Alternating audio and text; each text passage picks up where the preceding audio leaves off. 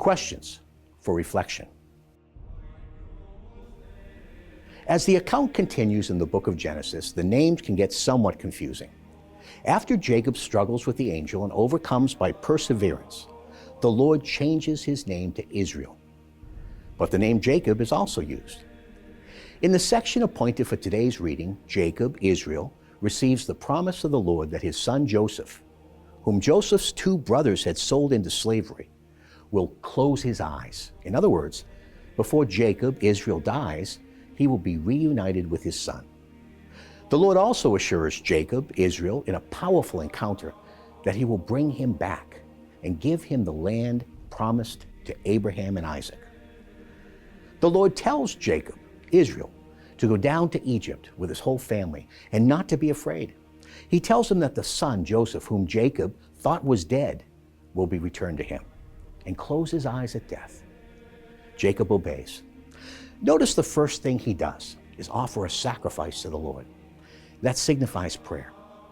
God works with families. He's a God of the family. From the beginning, marriage and family has been his idea and plan for the human race. The psalmist reminds us in Psalm 68 that God sets the lonely in families. In our own lives, that promise still applies. God still works through the family. There are many listening to me today who long for their son or daughter to come back from an Egypt of slavery and be reunited with the church. Let's learn a lesson from Jacob and wrestle with God in prayer. He loves that son or daughter more than you do. Prayer and obedience are the most powerful weapons we have.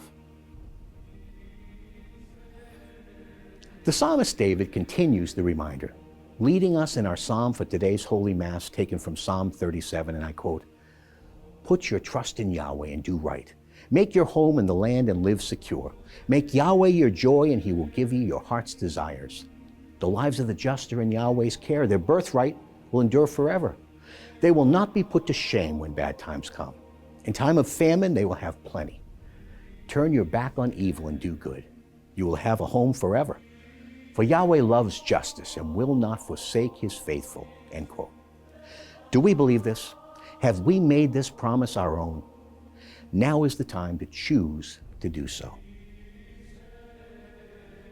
The gospel excerpt from Matthew's account is disturbing, but these are the words of Jesus, and they were accurate. Persecution confronted the church from the beginning. There is no doubt we are living in an age of growing persecution against Christians today. This is an age of martyrdom. In some places, our brothers and sisters are literally shedding their blood for the faith.